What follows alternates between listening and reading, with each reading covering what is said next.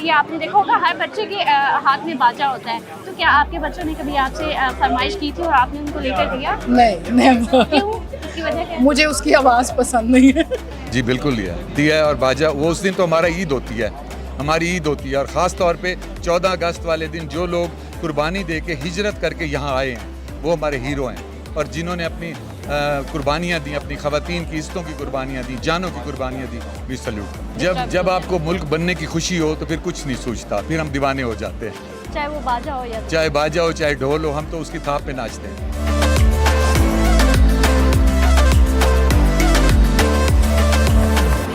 Last 14 अगस्त पे भी और यहाँ पे क्योंकि 75th हमारी थी सेलिब्रेशन 75th ईयर की, तो बाकायदा बाजे भी बजाए हैं। और ये खुशी का लम्हा है, ये आज़ादी अल्हम्दुलिल्लाह हम एक आज़ाद मुल्क में पैदा हुए हैं और ये इतनी बड़ी नेमत है। आप आज़ादी अच्छे तरीके से जिस तरह से चाहे एक अखलाकियात के दायराकार में रह के बग़ैर किसी को तंग किए, डिस्टर्ब किए, बग़ैर कि आपकी वजह से कोई लोग दूसरे परेशान हो, आप ज़रूर मनाएं, आप झंडे लगाएं, झंडियाँ लगाएं। देखिए जी, बचपन में हम भी जब 14 अगस्त मनाते थे हम लोग, ये बाजा जो है मैं यूनिवर्सिटी में जब मैं पढ़ती थी जी, तो उस वक्त से ये मेरे हाथ में होते थे। मैं बच्चे को बड़ा तंग किया करते थे इस बाजे को। मेरा छोटा बेटा है, बड़े शौक से हर 14 अगस्त में मैं उसको देती हूँ।